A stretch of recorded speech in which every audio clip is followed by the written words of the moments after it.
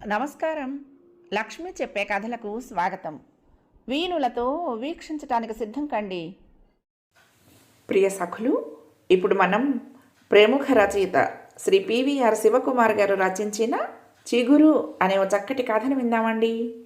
ఈ కథ 2018 సంవత్సరంలో నవ్య వారపత్రికలో ప్రచురింపబడింది.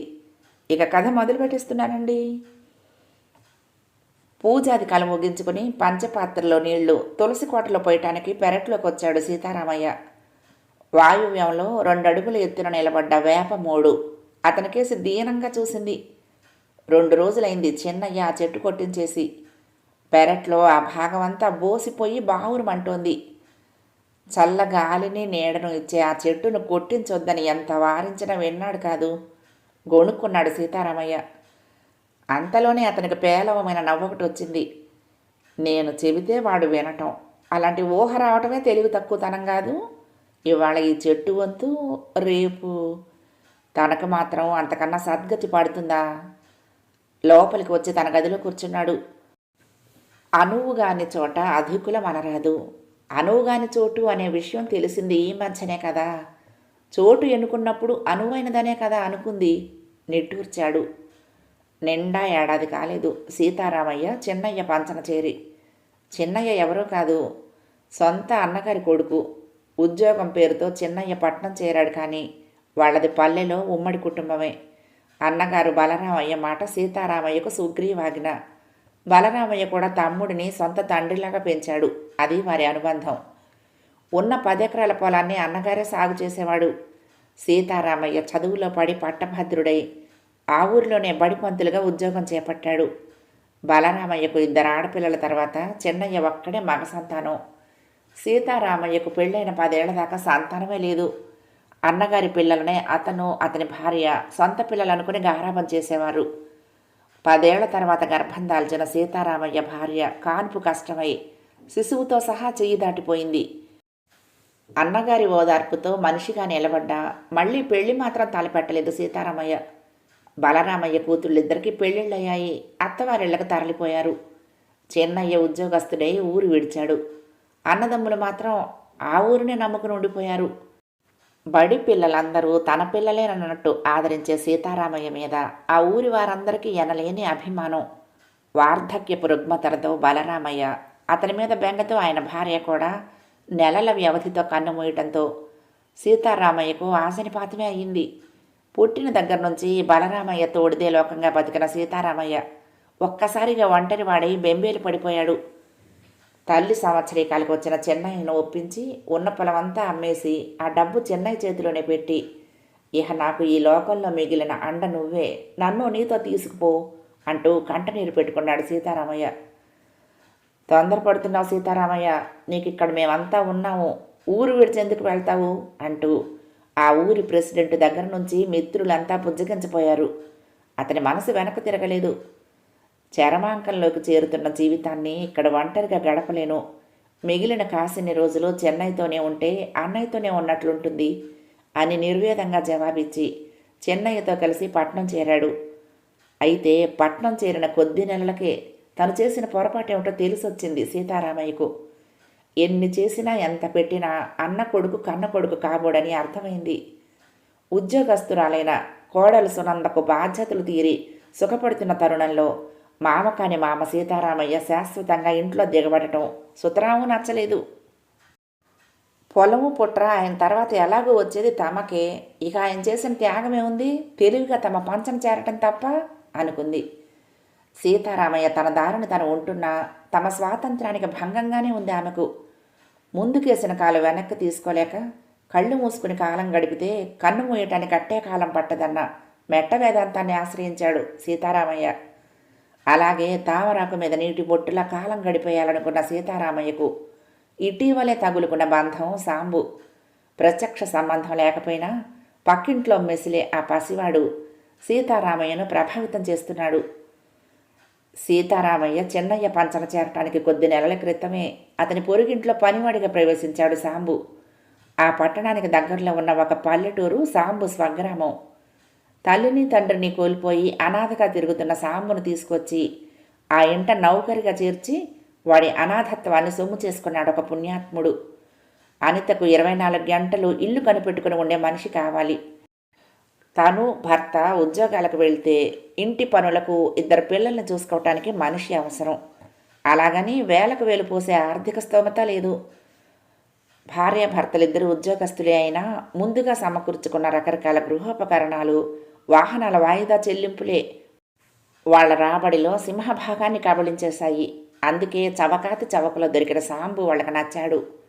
ఇల్లు తుడవటం, అంట్లు తోమటం, తనకన్నా చిన్నవాళ్ళైన 2 పిల్లలను బడి నుంచి వచ్చిన దగ్గర నుంచి వాళ్ళ అమ్మ వచ్చే వరకు జాగ్రత్తగా ఆడించటం, ఇవి వాడి పనులు. చేరిన మొదట్లో సాంబు చేసే పని అనితకు బాగానే నచ్చేది. పసివాడన్న కరుణతో వాడి కలిమి కాని పెద్ద గిన్నెలు, మూకుడు వంటివి తానే తోముకునేది. ఇల్లు తుడవటంలో ఎక్కడైనా మట్టి మిగిలితే తానే తుడిచి పారేసుకునేది. అయితే రోజులు గడిచే కొద్దీ వాడి పని సాయం ఆమెకు అలవాటుగా మారటంతో సాంబు పసితనం మసిపారిపోయి అతడు చేసే పనులన్నీ అవకతవకలుగా, నిర్లక్ష్యాలుగా, నేరాలుగా కనిపించసాగాయి ఆమెకు. అనిత ఆఫీస్ నుంచి వచ్చే లోపలే ఆమె పిల్లలిద్దరూ బడి నుంచి వచ్చేస్తారు. వాళ్లకు తినటానికి ఏమైనా పెట్టడం, వాళ్ళ కాళ్ళు చేతులు కడిగి బట్టలు మార్చటం, ఆమె వచ్చేదాకా వాళ్లను ఆడించటం సాంబు డ్యూటీ. రోజులు గడిచే కొద్దీ ఉదయం పూట వాళ్లకు స్నానాలు చేయించి బడికి తయారు చేసే పని కూడా సాంబుడి మీదే పడింది. పసిపిల్లల పనులు సాంబు సంతోషంగానే చేసేవాడు. కానీ అంట్లు తోమటమే వాడికి కష్టమైన పని. నేల మీద కూర్చుని వంగి అంట్లు తోముతూ ఉంటే వాడి లేత వెన్ను నొప్పి పుట్టేది. తోమి చేతులు మంటలు పుట్టేవి. పళ్ళ బిగువున వాటిని భరించేవాడు. 2-3 నెలల పాటు చూసి చూడనట్లు సర్దుకున్న అనిత రాను రాను అతన్ని కసరటం, తిట్టడం ప్రారంభించింది. అది వాడి లేత మనసుకి కష్టంగా ఉండేది. కళ్ళనీళ్ల పర్యంతం అయ్యేవాడు. అంతటితో ఆగినా భరించేవాడేమో. అనితకు ఆఫీసులో పని ఒత్తిడి పెరిగి పై ఆఫీసర్ చేత చీవాట్లు తిన్ననాడో, లేక ఇంట్లో భర్తతో ఏదైనా మాట వచ్చిననాడో సాంబుని బలిపశువును చేసేది. తేరగా దొరికినవాడు కాబట్టి వాడిని చితకబాదేది. ఆ దెబ్బలు వాడు ఏమాత్రం ఓర్చుకోలేకపోయేవాడు. గట్టిగా ఏడ్చేవాడు. వాడి ఏడుపు చూసి ఆమె పిల్లలిద్దరూ కూడా ఏడ్చేవాళ్ళు. ఏరా, నిన్నేదో రాచి రాంపాన పెడుతున్నానని ఊరంతా అనుకోవాలనేగా అంత గట్టిగా రాగాలు పెడుతున్నావు? ఇరుగు పొరుగు నోళ్లల్లో నన్ను రాక్షసం చేయాలనేగా అంటూ మరొక 2 తగిలించేది. అటువంటి సంఘటన జరిగిన రోజు వాడికి తిండి కూడా ఉండేది కాదు. ఆకలి కడుపుతో మాడిపోవాల్సి వచ్చేది. వారానికోసారైనా అలాంటి సంఘటన పునరావృతమయ్యేది.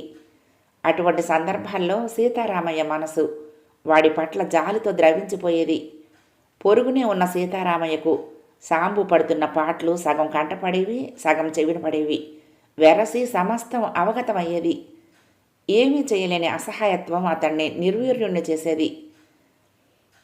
ఆ రోజు సాయంత్రం 7 గంటల వేళ అనిత ఆఫీసు నుండి ఇంటికొచ్చేసరికి ఆమె కూతురు ఏడుస్తూ ఎదురుపడింది. నుదుటి మీద పెద్ద బొప్పి కట్టి ఉంది. చెల్లాయి మెట్ల మించి దొర్లిపడింది చెప్పాడు ఆమె కొడుకు. అనిత ఉగ్ర నరసింహమే అయ్యింది. ఏరా, ముప్పొద్దులా నిన్ను మేపి ఇంట్లో పెట్టుకున్నది ఎందుకేనా? పసిపిల్ల మెట్ల మీద నుంచి పడుతూ ఉంటే పట్టుకోకుండా ఎక్కడ నిద్రపోతున్నావు అంటూ వాణ్ణి వంగదీసి వీపు మీద బాధసాగింది. నేను పట్టుకోబోతే తోసేసి ఆటలో ముందు ఉండాలని పరిగెత్తిందమ్మా. వాడు చెప్తున్న సంజాయిషి ఆమె చెవిని సోకటం లేదు. గోలగోలగా ఏడుస్తున్న సాంబు కంఠస్వరం విని బయటకొచ్చాడు సీతారామయ్య. ఇన్నాళ్లుగా మనసును కట్టడి చేసుకుని ఊరుకున్నా ఇప్పుడికి ఆగలేకపోయాడు. ఊరుకోమ్మా, ఊరుకో. చిన్నవాడిని గొడ్డును బాదినట్లు బాధకు తట్టుకోలేకపోతున్నాడు. వాడికి మాత్రం ఏ పాటి వయసుందని అంటూ ఆమెకు అడ్డం పడ్డాడు. అతడి మాటలను ఏమాత్రం లక్ష్య పెట్టకుండా అనిత మళ్ళా సాంబుడి మీద చెయ్యెత్తింది. అప్రయత్నంగా ఆమె చెయ్యి పట్టుకుని ఆపాడు సీతారామయ్య. ఒక్క క్షణం నిశ్చేష్టురాలయ్యింది అనిత. ఆ వెంటనే దెబ్బతిన్న త్రాచులా, ఆజ్యం పడ్డ అగ్నిశిఖలా మండిపోతున్న కళ్ళతో సీతారామయ్య వైపు చూసింది. చిన్నవాడా వీడు? 3 పూట్ల 3 కంచాలు వేస్తాడు. వీడు చిన్నవాడా? మా పని విధానం ఎలా ట్రీట్ చేయాలో మాకు తెలియదా? ఈ వంక పెట్టుకుని మా ఇంటి మీదకొచ్చి నా చెయ్యి పట్టుకోవడానికి నీకెంత ధైర్యం అంది. ఆమె చేత్కరింపుకి, ఆ విసురుకి, ఆ మాటలోని నిగూఢమైన నిందార్థానికి బెత్తరపోయాడు సీతారామయ్య. ఈ గొడవకి లోపల నుంచి వచ్చిన సునంద మామగారు పక్కింటి గుమ్మంలో నిలబట్టంతో అటు నడిచింది. ఏమిటంతా, ఏమైంది అని ప్రశ్నించింది. ఏమైందా? ఆ పెద్ద మనిషినే అడుగు. నా ఇంటి మీదకొచ్చి నా చేయి పట్టుకున్నాడు అంది. అవమానంతో కృంగిపోయి తల వంచుకొని ఇంట్లోకి వచ్చేశాడు సీతారామయ్య. ఎంత మాట అనేసింది! ఎదుటివాడు ఎలాంటివాడన్న ఆలోచన కూడా లేకుండా ఎంత అసభ్యకరమైన అభాండం వేసింది. తన తప్పు దాచుకోవటానికి ఎదుటివాడి తల తీయటానికైనా సిద్ధమా? వెనక నుంచి సునందతో అనిత చెప్తున్న మాటలు వినపడుతూనే ఉన్నాయి. ఏంటి బాబాయ్ దరిద్రపు గొడవ? చిన్నయ్య మాటల్లోని విసుగుకు అసహ్యానికి సిగ్గుతో చితికిపోయాడు సీతారామయ్య. మాటలు కూడా తీసుకుని, అర్థం లేదబ్బాయి, నేను వెళ్ళింది దేనికి? ఆమె అన్న మాటలేమిటి? పసివాణ్ణి పట్టుకుని గొడ్డును బాదినట్టు బాదుతూ ఉంటే మనకేమి పట్టనట్టు ఊరుకోవటం మన తరమా? ఆ సంగతి వదిలేస్తే కనీసం నా వయసునైనా గౌరవించకుండా నా మీద ఇలాంటి అభాండమా అన్నాడు. వయసుదే ఉందిలేండి, ఈ రోజుల్లో వింటున్న వార్తల్లో 2-3 ఏళ్ల పసికందుల్ని సైతం వార్తల్లోకి లాగుతున్న ముదివగ్గులు ఉంటున్నారు. సునంద మాటల్లో చిమ్మిన విషయం హారాయించుకోగల కంఠం సీతారామయ్యకు లేదు. సునంద అంటూ అరిచాడు. దాని మీద ఎందుకు అరుస్తావు బాబాయ్? నీకు చాకరీ చేస్తోందని అలుసా? మనకి కానివాడి కోసం పొరుగింటి జగడంలో తలదూర్చి ఆడవాళ్ల మీద అది ఏ కారణంతో అయినా సరే చెయ్యి వేసి రావటం సమర్థనీయమా? నువ్వు ఇంట్లో కూర్చుంటే ఎవరైనా నీ జోలికి వచ్చారా? పెట్టే వాళ్లకు కొట్టే హక్కు కూడా ఉంటుంది. రేపు వాణ్ణి వాళ్ళు తన్ని తగలేస్తే మనం తెచ్చి పోషిస్తామా? మనసులో ఏమున్నా మన ఇంటి పరువుని నీకున్న వయసునైనా గుర్తించుకుని ప్రవర్తించొద్దు. ఇలా మా పరువు బజారును పెడితే రేపు మేము తలెత్తుకుని తిరగాల వద్దా? చిన్నయ్య మాటలకు ఒళ్ళు మండిపోయింది సీతారామయ్యకు. చేయని తప్పుకు సంజాయిషి ఇచ్చుకోవటం నా వల్ల కాదబ్బాయి. ఇంత వయసు వచ్చేదాకా ఏ మచ్చ లేకుండా గర్వంగా బతికాను. బడిపంతులుగా 10 మందికి పాఠాలు చెప్పానే కానీ ఎవరి చేత నీతి పాఠాలు చెప్పించుకునే స్థాయికి దిగజారలేదు. పక్కింటి అనిత ఆ పసివాడిని పనివాడిగా చేసి వాడి బాల్యాన్ని ఎలా దోపిడీ చేస్తుందో మీకు తెలుసు. అది చట్ట విరుద్ధమని విద్యావంతులమని వెర్రవీగే మీకు తెలుసు. అయినా మీరు కళ్ళు చెవులు మూసుకునే ఉంటారు. ఎందుకంటే ఆ దోపిడీ వల్ల మీకు ఏమీ నష్టం జరగటం లేదు. ఇవాళ ఆమె అన్ని హద్దుల్ని అధిగమించి వాడిని అమానుషంగా శిక్షిస్తూ ఉంటే సాటి పౌరుడిగా నేను అడ్డుకోవటం మీకు అసభ్య ప్రవర్తనగా కనిపించిందా? నీచపు ఆలోచన అడ్డం పెట్టుకుని ఆమె తప్పించుకోవాలని ప్రయత్నిస్తూ ఉంటే మీరు మీ సొంత మనిషిని వదిలి ఆమెను సమర్థిస్తున్నారు. సొంతవాడివన్న భ్రమతో అంత్యకాలంలో నీ దగ్గర గడుపుదామని నేను ఇక్కడికి రావటం నీ భార్యకు నచ్చలేదు. ఆమెకు నచ్చజెప్పటం నీకు చేత కాలేదు. ఉన్నదంతా ఊడ్చి ఇచ్చి మీ పంచన చేరాను గనక మీ గడప వెనుక చీపురు కట్టనైపోయాను. మీకు కుటుంబం పరువు గురించి మీరు నాకు చెప్పే పాటివాళ్ళు కారు, గుర్తుంచుకో. మీకన్నా ఓ తరం ముందు నుంచే ఈ కుటుంబం పరువు నాది. దాన్ని నేను బజారు పాలు చేయలేదు. మీ సంకుచిత దృక్పథంతో స్వార్థ బుద్ధితో మీరే వీధిని పెడుతున్నారు. పరాయి మనిషి అవాకులు పేలుతున్నప్పుడు మా మామయ్య అలాంటివాడు కాదు, నీ తప్పు దాచుకునేందుకు ఇలాంటి నీచమైన అభాండం ఆయన మీద వెయ్యొద్దు అని నీ భార్య ఒక్క మాట అనుంటే ఆ అపవాదు మొగ్గలోనే మాడిపోయేది. నీ ఇంటి పరువు బజారు పాలైందనే వక్ర ప్రసక్తి ఉండేదే కాదు. కాస్త బుర్ర పెట్టుకుని ఆలోచించు. ఆ మాటలనేసి సీతారామయ్య లేచి లోపలికి వెళ్ళిపోయాడు. ఆ రాత్రి నిద్ర పట్టలేదు సీతారామయ్యకు. ఇటువంటి పరిస్థితి వచ్చాక ఇంకా ఈ ఇంట్లో ఎలా ఉండాలో అర్థం కాలేదు. అసలు ఇక్కడ ఎందుకు ఏ ఘనకార్యం సాధించడానికి తను బతకాలో అర్థం కాలేదు. ఎప్పుడో పోయిన భార్యని అన్నగారిని తలుచుకుని నిశ్శబ్దంగా కన్నీరు కార్చాడు. ఇలా మాటలతో కాకుండా ఆ పెరటి చెట్టును నరికినట్లే తనని ఓ గొడ్డలితో నరికేస్తే తనకి బతుకు బాధ, వాడికి తన బాధ శాశ్వతంగా తీరిపోయేవి కదా అనుకున్నాడు. ఆలోచనల్ని భగ్నం చేస్తూ దొడ్లో నుండి సన్నగా రోదన. అమ్మా! ఆ లేలేత గొంతు నుంచి సన్నగా వెలువడుతున్న రోదనకు దిగ్గున లేచి చప్పుడు కాకుండా దొడ్డి తలుపు తెరిచి పెరట్లోకి వెళ్ళాడు. పెరడంతా పట్టపగల్లా వెలిగిపోతూ వెండి వెన్నెల. అవతలి వైపు దొడ్లో జామ చెట్టు కింద వెక్కిళ్ళు పెడుతూ సాంబు. సీతారామయ్య గుసగుసగా పిలిచిన పిలుపుకు తలెత్తి చూశాడు. ఏరా, ఈ పూట ఎంగిలి పడలేదు కదూ అన్నాడు. ఆ ఆత్మీయ పలకరింపుతో మరింత దుఃఖం వచ్చింది వాడికి. కళ్ళ నీళ్లతోనే తల అడ్డంగా ఊపాడు. సీతారామయ్య వెనక్కు తిరిగి గదిలోకి వెళ్ళి ఓ 6 డజను బిస్కెట్లు తీసుకొచ్చాడు. సాంబుని గోడ దగ్గరకు పిలిచాడు. వాడికి బిస్కెట్లు అందించడానికి ఎత్తు చాలక మూలనున్న వేప మోడుపై కాలు పెట్టబోతూ ఉలిక్కి పడ్డాడు. వెన్నెల వెలుగులో వెండిలా మెరుస్తూ ఆనందంగా తొంగి చూస్తోంది ఓ లేత చిగురు. దగ్గరగా వంగుని కళ్ళెంత చేసుకుని చూశాడు. అదింకా మోడు కాదు, చిగురేసింది, ఎతకపోతోంది. ఆ మోడు, ఆ చిగురు తనకేదో సందేశాన్ని ఇస్తున్నట్లు అనిపించింది. చేతిలోని బిస్కెట్లు సాంబుకు అందించాడు.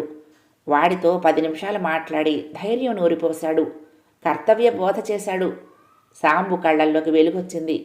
సీతారామయ్య చెయ్యి గట్టిగా పట్టుకున్నాడు సాంబు. ఆ తర్వాత హుషారుగా లోపలికి తిరిగొచ్చాడు సీతారామయ్య. మంచం మీద వాలాడు ఉషస్సు కోసం ఎదురుచూస్తూ. మర్నాడు ఉదయం 8 గంటల వేళ చేతిలో సూట్ కేసుతో హాల్లోకి వచ్చిన సీతారామయ్య చెన్నయ్యతో చెప్పాడు, నేను వెళ్ళిపోతున్నాను అంటూ. ఎక్కడికి? ఆశ్చర్యంగా అడిగాడు చెన్నయ్య. నేనెక్కడ స్వేచ్ఛగా సంతోషంగా పరువుగా బ్రతకగలనో, ఎక్కడ నా వాళ్ళు అనేవాళ్ళు ఉన్నారో అక్కడికి. పుట్టినప్పటి నుంచి నన్ను ఆదరించిన నా ఊరికి. అక్కడ ఏ చెట్టు కింద కూర్చుని నలుగురికి పాఠాలు చెప్పుకున్నా నా జీవితం లోటు లేకుండా గడిచిపోతుంది. ఈ సత్యం తెలియకే నీ వెంట పడి వచ్చి భంగపడ్డాను. ఈ మాటలంటూనే అతడు బయటకు నడిచాడు. ఆసరికి అక్కడ తచ్చట్లాడుతున్న సాంబు చెయ్యి అందుకుని ముందడుగు వేశాడు. ఏమయ్యోయ్, మా పనివాడిని ఎక్కడికి తీసుకుపోతున్నావు? అరిచింది ఆశ్చర్యాగ్రహాలతో అనిత. ఖబర్దార్, మళ్ళీ అనొద్దా మాట. ఈ పసివాడు నీ పనివాడు కాడింకా, నా శిష్యుడు. ఇంకొక మాట అన్నావంటే బాలకార్మిక చట్టం కింద నీ మీద పోలీసు రిపోర్ట్ ఇవ్వగలను, జాగ్రత్త. రౌద్రంగా అంటూ ఠీవిగా తలెత్తుకుని ముందుకు నడిచాడు సీతారామయ్య. వీడిప్పుడు నాకు దేవుడిచ్చిన మనవడు. నాకు వీడు, వీడికి నేను. సీతారామయ్య తేజస్సుని నిలువు గుడ్లేసుకుని చూస్తూ ఉండిపోయారు వాళ్ళు. కథ సమాప్తం. ప్రియ సఖులు, ఈ కథ మీకు నచ్చితే తప్పకుండా లైక్ చేయండి, షేర్ చేయండి, కామెంట్ చేయండి, సబ్స్క్రైబ్ చేసుకుని నన్ను ఎంకరేజ్ చేయండి. ఉంటానండి. ప్రేమతో లక్ష్మి, కృష్ణాతీరం దుర్గమ్మ సన్నిధానం. నమస్తే.